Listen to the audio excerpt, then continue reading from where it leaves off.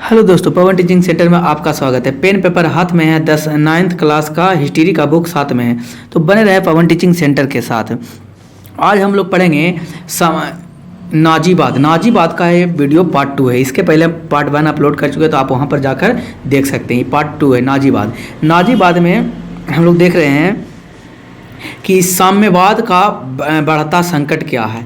हम लोग इसके पहले पढ़ चुके थे, समाजवाद, राजनीतिक कारण क्या था, आर्थिक कारण क्या था, ये सारा पढ़ चुके थे। आज हम लोग को क्या पढ़ना है? साम्यवाद का बढ़ता संकट। साम्यवाद का बढ़ता संकट किस प्रकार से नाजीवाद के खिलाफ हुआ, जिसके बारे में हमको जानना है। कह रहा 1917 की रूसी क्रांति का प्रभाव जर्मनी पर पड़ा।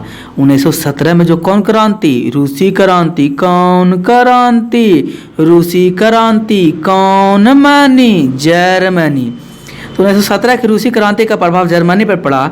यहाँ भी साम्यवादी संगठन का निर्माण हुआ, और यहाँ भी पड़ा, इसका कारण पड़ा, यहाँ भी कौन सा गठन का निर्माण हुआ? साम्यवादी संगठन का निर्माण हुआ। साम्यवादी ने वाइमर गणतंत्र को उखाड़ने एवं सर्वहारा वर्ग का अधिनायकवाद लाने का प्रयास किया। अब वाइमर समर्थन जितना भी था, उसने सर्वहारा वर्ग में कौन आते थे? सर्वहारा में कुलीन आते थे, मजदूर, किसान, वकील, जज, डॉक्टर, ये सब कौन वर्ग के अंतर्गत आते थे? सर्वहारा वर्ग में आते थे। अधिनायकता लाने का प्रयास किया। अतः जर्मनी का उद्योगपति, पूंजीपति एवं जमींदार वर्ग काफ़ी भयभीत हो गया। इसी समय जब ये आया, सर्वहारा वर्ग उठ के सामने आया, अब ये अपना क्या मानने लगा? सत्ता मांगने लगा। तो उसी समय पूंजीपति, क्योंकि पूंजीपति चाहते थे कि सर्वहारा वर्ग का लोग कोई शासन में नहीं आवे। जमींदार का मतलब होता है कि किसी के पास बहुत सारे खेत हो और वह किसी दूसरे के द्वारा खेती करवाए, उसे क्या कहते हैं? जमींदार कहते हैं। काफ़ी भयभीत हो गया, डर उठ गए। क्या अभी रूसी क्रांति के बाद ऐसा हुआ? और रूसी क्रांति हुआ कब? 1917 ईस्वी में। इस प्रकार हिटलर ने साम्यवाद विरोधी नारा देकर समाज के धनी वर्गों की सहानुभूति भी अपने पक्ष में कर लिया। यही कारण था कि सर्वहारा वर्ग के जितने भी लोग थे ने, धनी वर्गों की सहानुभूति भी अपने को कर लिया, पक्ष में कर लिया। कौन अपने पक्ष में कर लिया? सर्वहारा वर्ग के लोग कर लिए। करा अतः कहा जा सकता है कि प्रथम विश्व युद्ध के बाद जर्मनी के तत्कालीन स्थिति काफ़ी दयनीय थी। तब पहला जब प्रथम विश्व युद्ध हुआ ना, तो उस समय जर्मनी का स्थिति बहुत ही खराब था। दयनीय का मतलब होता क्या? बहुत ही खराब स्थिति था। चारों ओर निराश एवं अराजकता का वातावरण था। निराश के मतलब होता है सभी लोग हार रहे थे प्रथम विश्व युद्ध में, क्योंकि जर्मनी हार गया था, तो सब निराश हो चुके थे। जी आप ही बताइए, आप किसी चीज़ को खेलिएगा उसमें आपको हार मिल जाए, चाहे युद्ध कीजिएगा हार मिल जाएगा, तो आप हमेशा, जाहिर सी बात है कि आप क्या हो जाएंगे? निराश हो जाएंगे। उसी प्रकार निराश के साथ अराजकता का बारा बोल सर, अराजकता क्या होता है? अराजकता मतलब ने सभी कहने लगा कि ऐसा नहीं होना चाहिए, हम लोग बेकार युद्ध कर पाए, है ना। बहुत सारे त्रुटियां यानी कि खराबियां निकालने लगा, गिनाने लगा। जब हारने के बाद क्या होता है, व्यक्ति क्या करते हैं? बहुत सारे त्रुटियां या हार निकालने लगते हैं। जर्मन जनता वैकल्पिक नेतृत्व के बारे में सोच रही थी, और जर्मन के जनता सोच रहा था ना कि कोई और दूसरा वैकल्प है। वैकल्प मतलब कोई क्या ऑप्शन कोई है कि कोई दूसरा क्या आ जाए, कोई नया नेतृत्व करने के लिए। मेरे सोच रहा था कि कोई नया नेता आ जाए। कहाँ? जर्मन में। क्योंकि इस नेता क्या करा? हार मान लिया, हार मान कर सोचा कि इस नेता से कुछ होने वाला नहीं है थी कि उसे हिटलर जैसे तेजस्वी नेता मिला। यही कारण था, जैसे ही सोच ही रहा था उसी समय कई नेता निकला। हिटलर तो चाहता ही था कि जर्मन के क्या हो? एकीकरण हो, जर्मन आगे चलकर बड़े देश के रूप में सभी विश्व में प्रसिद्ध हो, या बड़े शक्ति के रूप में उभर कर सामने आए। कौन चाहता था? हिटलर चाहता था। जिसकी आवाज़ में जादू था। हिटलर की आवाज़ में क्या था? जादू था। सुनेगा आप गाना, तेरी जादू सा आवाज़, है न? इसी में कह रहा है हिटलर की आवाज़ में जादू था। बोल कैसा जादू सर? जादू टोना करता था हिटलर क्या? हम कहे नहीं, वैसा जादू नहीं। कहने का मतलब हुआ, जब ये किसी को अपने बात को जब बोलता था, तो एकदम फिक्स गारंटी था कि हिटलर के बात क्या करना पड़ता था? मानना ही पड़ता था। इतना अच्छा इसका बात लगता था, इसलिए कहा जाता है कि इसके बात को क्या है? जादू था। जिसके करिश्माई व्यक्तियों ने में चुंबकीय आकर्षण को तो था। यही कारण था कि इसकी व्यक्ति में क्या था, चुंबकीय आकर्षण। जिस प्रकार से आप देखते होंगे एक चुंबक दूसरे चुंबक में क्या होकर सट जाता है, या कह सकते हैं चुंबक लोहे में जाकर आकर्षण करके लोहे को खींच कर सट जाता है, उसी प्रकार इसमें हिटलर में हर एक व्यक्ति आकर्षित हो रहे थे हिटलर की तरफ, क्योंकि उस समय जर्मन में कोई और ऐसा नेता था ही नहीं कि इस विचारधारा को लेकर उभरते हुए और जर्मन को क्या करे, एकीकरण करे और आगे बढ़ाने का प्रयत्न करे और पूरे विश्व में इसे क्या चीज शक्तिशाली देश के रूप में सामने लाए। जनता से उसने खुशहाली का वादा किया और हिटलर ने कहा ना कि जब हम सत्ता में आ जाएंगे तो आप लोग खुशहाली होंगे। जिस प्रकार से हमारे मोदी जी कहते हैं कि हम जीतेंगे तो अच्छे दिन आएंगे, उसी प्रकार से कौन बोले, हिटलर बोले कि जब हम सत्ता में आएंगे तो क्या आएगा, खुशहाली आएगा, तथा राष्ट्र के गौरव की पूर्ण स्थापना का वचन दिया। कहा कि जो राष्ट्र का, जो जर्मन का जो गौरव था, जिस तरीके से शक्तिशाली था, उभर कर सामने आया था, वो गौरव खो चुका है, उस गौरव को, उस इज्जत को, लाज को हम वापस फिर लाकर देंगे। ये कौन बोला, हिटलर। किससे बोला, जर्मन के जनताओं से बोला। कहा जर्मन जनता इसके शब्द जाल में फंसकर अपने भविष्य उनके हाथों में सौंप दिया, और जर्मन जनता इसके शब्द जाल में क्या हो गया, फंस गए। यानी कि वो कहा कि ठीक है आप कह रहे हैं तो अच्छी ही होगा, इसलिए सारा समर्थन किसको मिलने लगा, हिटलर को मिलने लगा, और अपना जर्मनी पूरा अपना भविष्य किसके हाथ में सौंप दिया, हिटलर के हाथों में सौंप दिया। यानी कि कहने का मतलब नहीं कोई वस्तु कोई सामान नहीं कि उसको हाथ में दे दिया। यानी कि जिस प्रकार से हम लोग अपने देश को नरेंद्र मोदी को चलाने के लिए दे दिए हैं, पूरे जनता सपोर्ट किया, जब मोदी आए बोले कि अच्छे दिन आएंगे, हम ये चीज़ कर देंगे, इन्हें सस्ता हो जाएगा, गैस सस्ता हो जाएगा, सिलेंडर सस्ता हो जाएगा, तेल सस्ता हो जाएगा, विकास होगा, यह बोलकर इनके शब्द जाल में भी जिस प्रकार से भारत के जनते लोग फंस गए, उसी प्रकार से हिटलर के शब्द जाल में भी जर्मनी के जनताओं फंस गए। इस प्रकार हिटलर के उद्देश्य की पृष्ठभूमि का निर्माण हुआ। यही कारण था कि हिटलर की पृष्ठभूमि का क्या हुआ, निर्माण हुआ। करा हिटलर एवं उसके काज। हिटलर और उसके काज अब जान लेते हैं कि हिटलर क्या था, कैसा क्या कर रहा था, कि इसके बारे में इतना चर्चाओं में थी। तो आप जैसे दिख रहे होंगे, आपको हिटलर दिखाई दे रहे होंगे, आप देखे होंगे फिल्म शोले में बोलता है, वो जेलर होता है, उसी का मुंह जैसा, इसी जैसा हिटलर का वही रोल करता है, जैसे हिटलर ही जैसा रहता है इसका मुंह, उसी प्रकार आप देखेंगे। कहता होगा कि आधे कैदी दाएं और आधे कैदी बाएं, और जो बाकी बच्चा जो मेरे पीछे, एडोलिक। आप ही सोचिए, आधा बाएं चल जाएगा, आधा दाएं चल जाएगा, तो पीछे बचेगा कोई नहीं। इसी प्रकार से ने इसी का रोल निभाया था उसमें शोले में। तो आपको याद होगा, नहीं भी देखेंगे तो कोई बात नहीं, हम आपको समझाते हैं हिटलर एवं उसके काज। हिटलर कौन थे, इसका काज क्या था, ये क्यों इतना जर्मन में हिटलर प्रसिद्ध हुआ, जिसके बारे में करा। हिटलर का पूरा नाम एडोल्फ हिटलर था। हिटलर का पूरा नाम एडोल्फ हिटलर। इस चैप्टर में सबसे महत्वपूर्ण चीज़ है कि हिटलर के बारे में सबसे ज़्यादा क्वेश्चन पूछा जाएगा, इसलिए हम हिटलर के बारे में जानेंगे। करा हिटलर का पूरा नाम एडोल्फ हिटलर, हिटलर के नाम से जानते हैं, जिस प्रकार से हम लोग मोदी के नाम से जानते हैं, लेकिन उनका पूरा नाम है क्या, नरेंद्र दामोदर दास मोदी, लेकिन हम लोग जानते हैं किस नाम से, मोदी के नाम से। उसी प्रकार यहाँ हिटलर के नाम से जानते हैं, लेकिन इनका पूरा नाम क्या है, एडोल्फ हिटलर। हिटलर का पूरा नाम एडोल्फ हिटलर। हिटलर का जन्म 20 अप्रैल 1889 में हुआ। हिटलर का जन्म कब हुआ, 20 अप्रैल 1889। ध्यान देने योग्य बात, स्टार वाला पॉइंट, क्वेश्चन अंडरलाइन करने वाला शब्द। करा हिटलर का जन्म 20 अप्रैल 1889 में हुआ, ईस्वी में हुआ। करा ऑस्ट्रिया के ब्राउना नामक शहर में। ये कहाँ हुआ 1889 में, ऑस्ट्रिया में। कहाँ, ऑस्ट्रिया में। ऑस्ट्रिया में कहाँ, ब्रोना नामक शहर में। ऑस्ट्रिया के ब्रोना नामक शहर में किसका हुआ, हिटलर का जन्म हुआ। हिटलर का जन्म 20 अप्रैल 1889 में ऑस्ट्रिया के ब्रोना नामक। कब हिटलर का जन्म कब हुआ, 20 अप्रैल 1889 में। फिर क्वेश्चन पूछेगा हिटलर का जन्म कौन से स्थान पर हुआ, तो हिटलर का जन्म 20 अप्रैल 1889 ईस्वी में ऑस्ट्रिया के ब्रोना नामक स्थान शहर में हुआ था। कहा जाता है कि हिटलर क्या है कि साधारण परिवार में हुआ था। इनका जन्म क्या था, हिटलर का जन्म एक साधारण परिवार में हुआ था।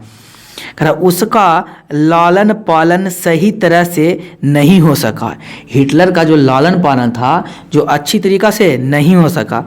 बचपन में वह चित्रकार बनना चाहता था। बचपन में हिटलर कोची बनना चाहते थे? चित्रकार, मतलब पेंटर, चित्रकार, ये आर्ट कला, यानी कि हिटलर बचपन में क्या बनना चाहते थे? चित्रकार बनना चाहते थे, परंतु इसकी इच्छा पूरी नहीं हो सकी। किसकी इच्छा पूरी नहीं हो सकी? हिटलर की इच्छा। कौन सा इच्छा था? चित्रकार बनना इसकी पूरी इच्छा नहीं हो सका। अतः उसने सेना में नौकरी कर ली, और जब नहीं हो पाया तो इसने क्या जी किया? सेना में क्या कर लिया? नौकरी कर लिया। कौन? हिटलर ने।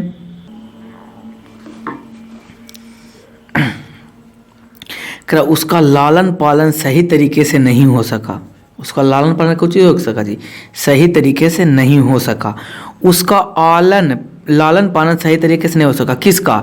एडोल्फ हिटलर का। क्यों? कि इसका कैसा परिवार में जन्म हुआ था? साधारण परिवार में जन्म हुआ था। कब जन्म हुआ था? 20 अप्रैल 1889 में हुआ था। कहाँ हुआ था? तो ऑस्ट्रिया में हुआ था। ऑस्ट्रिया में कौन से शहर में? ब्रोना नामक शहर में हुआ था। किसका जन्म हुआ था ऑस्ट्रिया के ब्रोना नामक शहर में? हिटलर का जन्म हुआ था। हिटलर का जन्म अब ऑस्ट्रिया के ब्रोना नामक शहर में कब हुआ था? तो 20 अप्रैल 1889 में हुआ था। आप इसी तरीके से अगर बार बार सुनते भी रहेंगे ना तो आपको गारंटी हम देते हैं कि याद हो जाएगा। चित्रकार था, परंतु उसकी इच्छा पूरी नहीं हो सका। इसकी इच्छा क्या हो सका? पूरी नहीं हो सका। अतः उसने सेना में नौकरी कर ली। और किस में इसको नौकरी कर लिया? सेना में नौकरी कर लिया। कौन? हिटलर।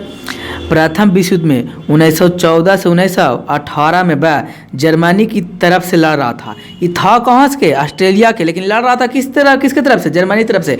क्यों? क्योंकि जर्मनी ऑस्ट्रेलिया, उस समय ऑस्ट्रिया क्या था? उस समय मित्र राष्ट्र थे, एक ही तरफ था, इसलिए लड़ाई भी क्या हो रहा था? एक ही तरफ से लड़ाई हो रहा था।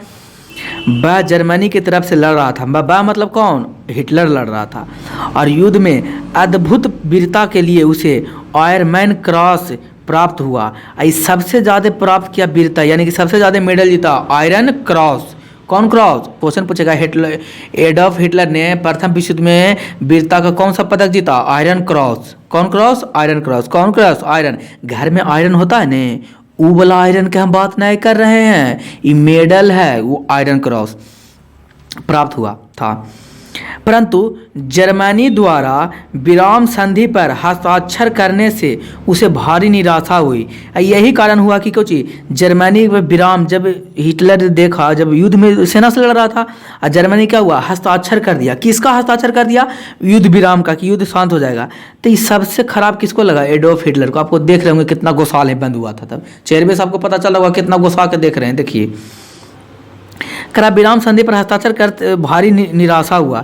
युद्ध के बाद वह जर्मन वर्कर्स पार्टी का सदस्य बन गया। युद्ध के बाद कौन सा पार्टी? German workers. यानी कि क्वेश्चन पूछेगा कि हिटलर युद्ध के बाद कौन से पार्टी में सम्मिलित हो गए थे? तो जर्मन वर्कर्स पार्टी। 1920 ईस्वी में इस पार्टी का नाम बदलकर national socialist German workers party रख दिया। अब इस जर्मन वर्कर्स पार्टी का नाम कब बदला गया? 1920 में। क्या नाम रखा गया बदलकर? National socialist German workers party. National German socialist workers party. National socialist German workers party. कब बदला गया इसका नाम? 1920 में। पहले इसका नाम था 1920 के पहले कौची? German workers party. यानी जर्मन वर्कर्स पार्टी में कौची जोड़ दिया गया? नेशनल सोशलिस्ट को जोड़कर इसको नया नाम दे दिया। कब? 1920 में। धीरे धीरे हिटलर इसका फयूहरर नेता बन गया। और धीरे धीरे इसका हिटलर क्या और बन गया? National socialist German workers party का क्या बन गया? नेता बन गया। आपको दिखाई दे रहा होगा किस तरीके से। एक बार और, हिटलर का पूरा नाम क्या है? मेरे साथ बोलिए आप। तो एडोल्फ हिटलर। हाँ। कब हिटलर का जन्म कब हुआ? जल्दी आंसर दीजिए आप कमेंट बॉक्स में लिख के। कहाँ हुआ? कैसा परिवार था? क्या बनना चाहते थे? यानी हिटलर, यहाँ से हमको ये चीज़ निकला, 4 शब्द निकला। हिटलर का जन्म 20 अप्रैल 1889 में हुआ। ऑस्ट्रिया के ब्रोना नामक शहर में हुआ। उन्हें चित्रकार बनना चाहते थे। साधारण परिवार में जन्म हुआ था। प्रथम विश्व युद्ध में जर्मनी के साथ क्या निकले, सेना में युद्ध लड़े जर्मनी की तरफ से, और जर्मनी की तरफ सेना में जब युद्ध लड़े थे इनको क्या मिला, इसमें एक चक्र मिला, कौन चक्र, क्रॉस, आयरन क्रॉस मिला। फिर उसके बाद युद्ध में जब जर्मनी युद्ध में क्या कर लिया जी, संधि कर लिया, विराम का संधि कर लिया, तो इनको बुरा लगा, ये कहाँ 1920 पार्टी में सम्मिलित हो गए। कौन सा, German workers party. German workers party का नाम बदल कर क्या रख दिया, नेशनल सोशलिस्ट पार्टी रख दिया। कब, 1920 में। यहाँ इनके बारे में इतना हमको याद रखना है, हर हाल में क्वेश्चन आता है, तो इसलिए ध्यान देने योग्य बात हो जाता है।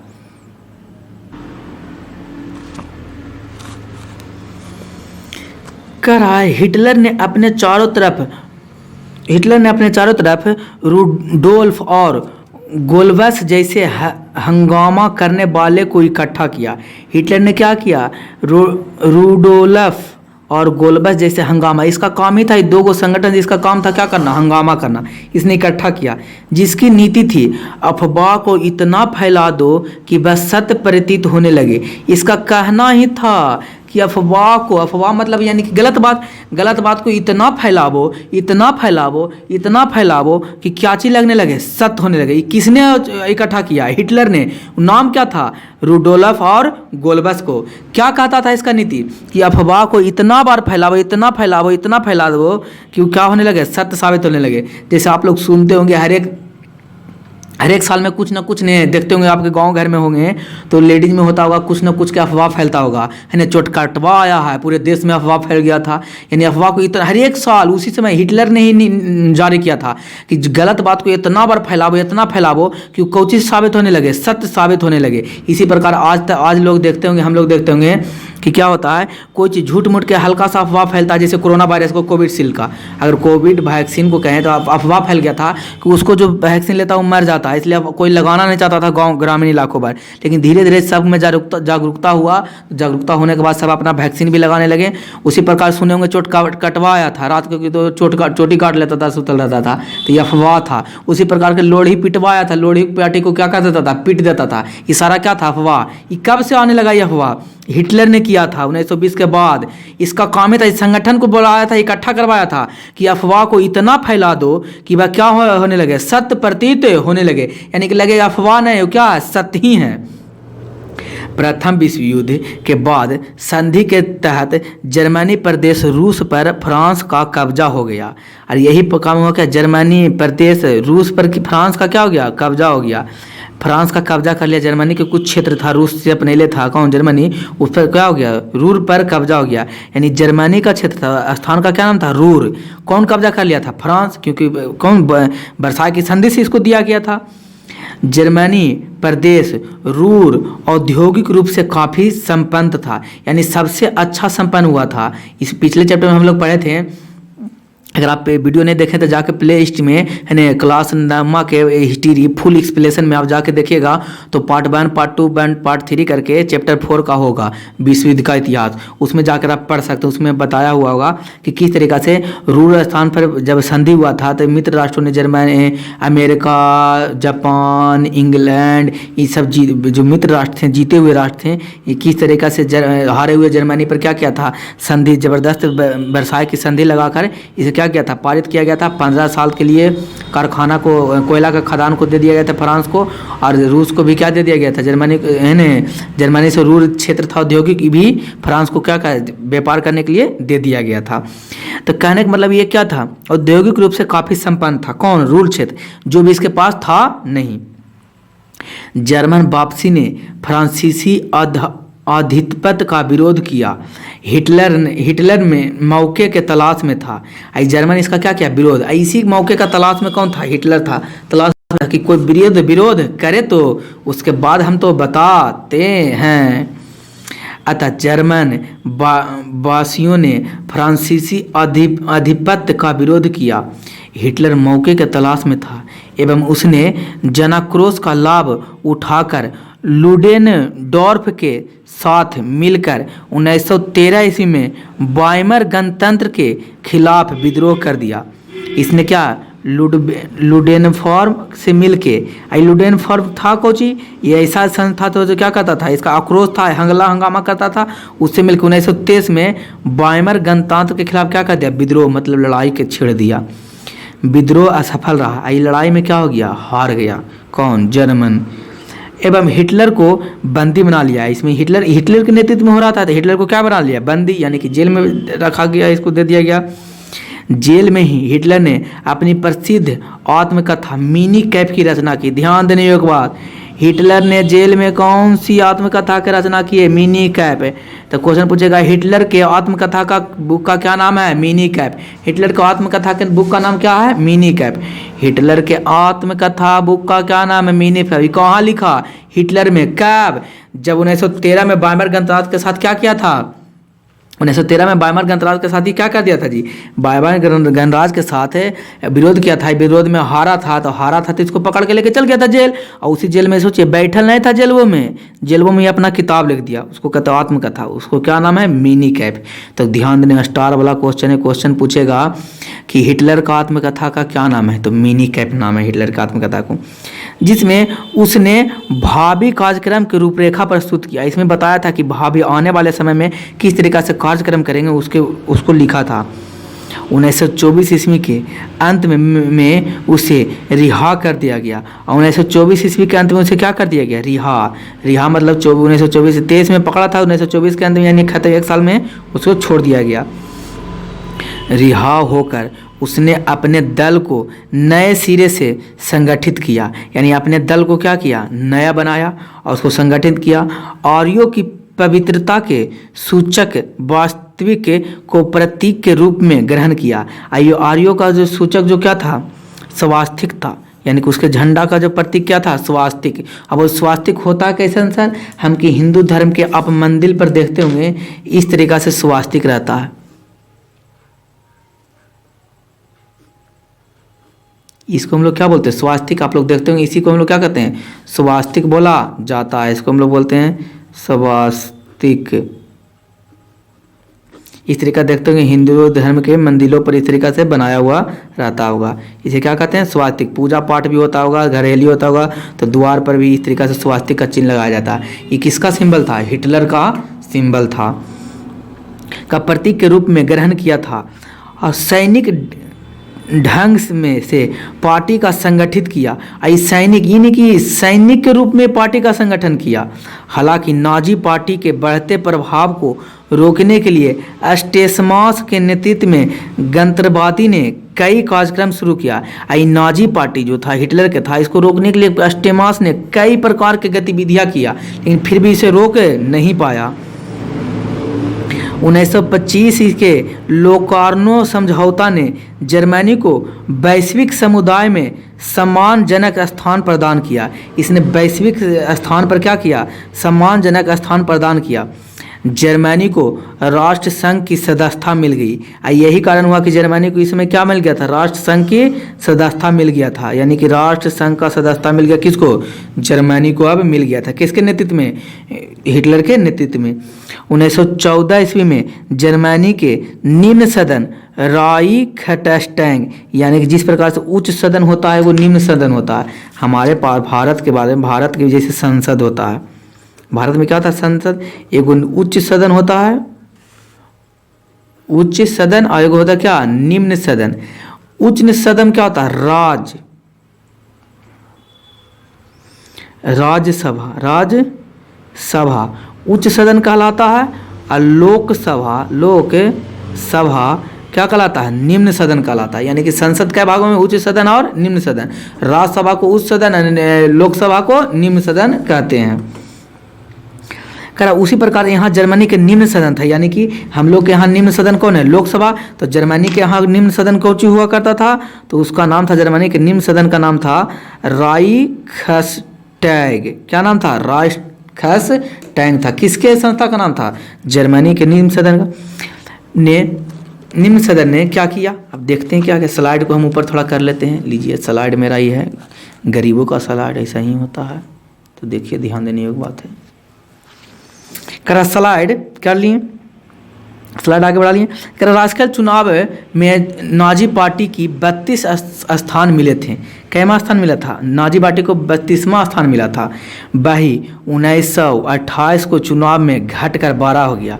पहले में जब लड़ा था चुनाव तक कब आ गया था? 32 सीट आया था, लेकिन 1928 में क्या हो गया? 12 सीट। यानी कि इसका लोकप्रियता घटा कि बढ़ा? पहले तो बड़ा था, फिर धीरे धीरे क्या हो गया? घट गया, तभी तो कम सीट जीत पाया। इस प्रकार नाजी पार्टी एवं हिटलर का प्रभाव जर्मनी में कम होने लगा। यही कारण है कि नाजी पार्टी का भी प्रभाव, नाजी पार्टी का है किसका? हिटलर का। यानी कि नाजी पार्टी का प्रभाव कम हुआ, यानी कि हिटलर का प्रभाव कम हो गया। कहाँ एक प्रभाव है? जर्मनी में था। जर्मनी में नाजी पार्टी, यही कह सकते हैं हिटलर का प्रभाव कम हो गया। कब? 1928 में। क्वेश्चन पूछेगा कि हिटलर का प्रभाव कम, नाजी पार्टी का प्रभाव कब हुआ था? 1928 में। 1928 में नाजी पार्टी का कितने सदस्य लोग राइखस्टैग में आए थे? 12 सदस्य। प्रभावी जर्मनी में कम हो गया था, परंतु हिटलर ने हिम्मत नहीं आ रही। कम होने के बावजूद भी हिटलर हिम्मत नहीं आ रहा। इसी समय 1929 ईस्वी में प्रारंभ हुए विश्व आर्थिक मंदी तो हिटलर के लिए नवजीवन का संदेश लाया। यही 1929 में जर्मन में कुछ हुआ था, आर्थिक मंदी। आर्थिक मंदी मतलब क्या होता है? ना तो कोई जैसे लॉकडाउन में कौन सा मंदी बढ़ गया था? आर्थिक मंदी। ना तो लॉकडाउन में क्या कर रहे थे? ना तो वस्तु खरीद रहे थे, ना वस्तु बिक रहा था, नहीं हम लोग बाजार कर रहे थे, नहीं इनकम था, नहीं ज़्यादा खर्च था। इसको कहते हैं ना तो कोई काम, ना तो खरीदा जाए, नहीं कोई बेचा जाए, ना मुनाफा नहीं घटा, उसको क्या कहते हैं? आर्थिक मंदी कहते हैं। बेरोजगार भी बढ़ गया था, उसी को हम लोग आर्थिक मंदी कहते हैं। तो हिटलर को क्या आर्थिक मंदी के हिटलर के लिए नवजाति का संदेश लाया। विश्व आर्थिक मंदी के सर्वाधिक प्रभाव जर्मनी हुआ। सबसे ज़्यादा प्रभाव किस पर हुआ? जर्मन पर प्रभाव पड़ा। अब वाइमर गणतंत्र से जर्मन जनता का विश्वास उठने लगा था। उसमें किसका गणतंत्र था? यानी कि कौन सा सरकार था? वाइमर का सरकार था। उठने लगा, जर्मन जनता का विश्वास उठने लगा था। हिटलर ने इस परिस्थिति को भरपूर लाभ उठाया। यही परिस्थिति को देखकर हिटलर क्या पूरा लाभ उठाया। वाइमर गणतंत्र को वर्साय संधि एवं यहूदियों के खिलाफ आग उगलने आरंभ कर दिया। ये कहा कि वाइमर सरकार जो गणतंत्र है, जो वर्साय के संधि को मान्यता देता है, यहूदियों के खिलाफ क्या करने लगा? वाइमर समर्थी था किसको? यहूदियों था। इसके खिलाफ आग उगलने लगा। आग उगलने का मतलब कुछ ही बुरा भरा पूरा करने लगा। उन्हें जर्मन की वर्तमान दुर्दशा के लिए जिम्मेवार ठहराया। और जर्मनी में जो स्थिति आज पैदा हुआ था, आर्थिक मंदी था, भूख था, हड़ताल था, इस सब किसको लगाने लगा? वाइमर गणराज्य को इसके बारे में लगाने लगा कि इसी के कारण ऐसा हुआ एवं यहूदियों के खिलाफ आग उगलना आरंभ कर दिया। जर्मनी के वर्तमान दुर्दशा के लिए जिम्मेवार ठहराया। उसने मध्य वर्ग और बेकार नौजवानों को अपना प्रबल समर्थन बना लिया। और जितना भी मध्य वर्ग था, जिसको सर्वहारा वर्ग भी कहा जाता है, अब बेकार जो जिसके पास रोजगार नहीं था, उसको सब अपने समर्थन में बना लिया। कौन? जर्मन। साम्यवाद का हौबा खड़ा कर बड़े बड़े उद्योगपति को भी अपना समर्थन बना लिया। और जितना भी कह दिया कि समाजवाद का हौबा बना दिया खड़ा, बड़े बड़े उद्योगपति, जितना भी पैसे वाले उद्योगपति, सबका अपना समर्थन बना लिया। कौन? हिटलर ने। कौन बात? हिटलर किसका समर्थक था? नाजीवाद का। इसका प्रतीक कौन था? स्वास्तिक प्रतीक था। जन्म कब हुआ? 20 अप्रैल 1889 में हुआ। कहाँ हुआ था? ऑस्ट्रिया के बरोन नामक शहर में हुआ था। पूरा नाम कौन? हिटलर के एडोल्फ हिटलर का नाम था। एक प्रथम विश्व में किसके साथ सैनिक था? इस पन्ना को जीता था चित्रकारा, लेकिन कोची में भर्ती हो गया था सैनिक में। किसके साथ लड़ रहा था? जर्मनी के खिलाफ। इसको कोची मिला था? आयरन क्रांत मिला था। इस कौन पार्टी में पहले हुआ था? पार्टी नाम था जर्मन वर्कर्स पार्टी। 1920 में इस पार्टी का नाम बदलकर क्या रख दिया गया था? National socialist German workers party. इस तरीके से आप याद कर सकते हैं। नहीं चाहे तो बार बार इसे जो हम बोलते हैं रिपीट कर करके क्या किया है, सुना कीजिए। 20 में चुनावों में इसे संधि हो गया, यहूदियों के खिलाफ हो गया था। यहाँ तक प्रबल समर्थन मिला, खड़ा हो गया। उद्योगपति को क्या बना? अपना समर्थन बना लिया। नाजी पार्टी की शक्ति में दिन दूना रात चौगुना वृद्धि हो रहा था। नाजी पार्टी धीरे धीरे क्या होने, उभरने लगा, बढ़ने लगा। 1930 के चुनाव में 170 सीट लाया। 1924 के चुनाव में कई सीट था? 32 सीट था 1924 में। और 1928 में क्या है? 12, यानी कि घट गया था। फिर 1930 में क्या 107 सीट मिला। और 1932 में टोटल 230, यानी पूरा चरम पर। जिस प्रकार से मोदी जी पूरा ले आए, उसी प्रकार जर्मन ने ले आया, सीट प्राप्त किए, परंतु इसे सरकार बनाने का मौका नहीं मिला। इतना सीट प्राप्त कर लिया, फिर भी सरकार नहीं बना पाया। ये बाद में राष्ट्रपति हिडेनबर्ग ने 30 जनवरी 1933 को हिटलर को चांसलर मनोनीत किया। अब बाद में उस समय जर्मनी के राष्ट्रपति कौन था? हिडेनबर्ग। कब? 30 जनवरी 1933 को हिटलर को चांसलर बनाया गया। मनोनीत मतलब बनाया जाना, यानी चुनना को कहते हैं मनोनीत किया। तब हिटलर कब चांसलर बना? 30 जनवरी 1933 को। किसके द्वारा? राष्ट्रपति के हिडेनबर्ग के द्वारा। फलतः उसने निरंकुश अधिकार प्राप्त किया।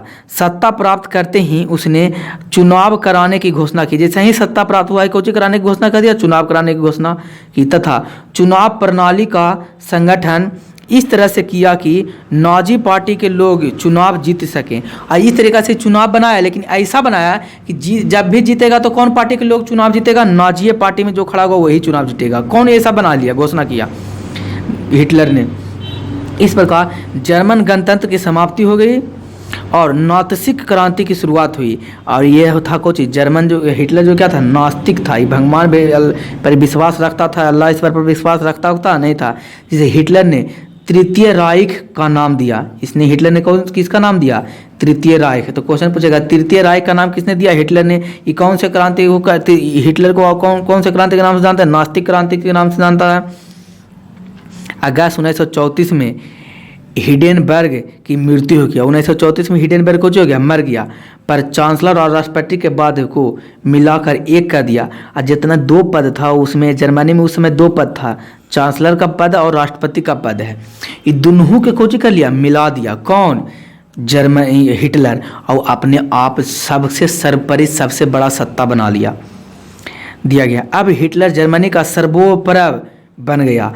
तब इसे उसने नाजीवाद दर्शन के एवं विदेश से। आज तक हम लोग यहीं रहने देते हैं। दोस्तों, आपको वीडियो अच्छा लगता है तो लाइक और शेयर और सब्सक्राइब करना ना भूलें। और आपको लगता है कि समझ में आता है तो नीचे कमेंट्स में उसमें हम जो क्वेश्चन पूछते हैं उसका जवाब लिखकर जरूर दिया कीजिए। और है ना, आज तक रहने देते हैं, बड़ा वीडियो ना हो जाने करने के लिए। आपको अंत तक आप वीडियो देखें उसके लिए आपका क्या वो कहते हैं, हम शुक्रिया कहते हैं, धन्यवाद कहते हैं। आपको ऐसे बने रहें, पवन टीचिंग सेंटर के साथ पढ़ते रहें और आगे बढ़ते रहें।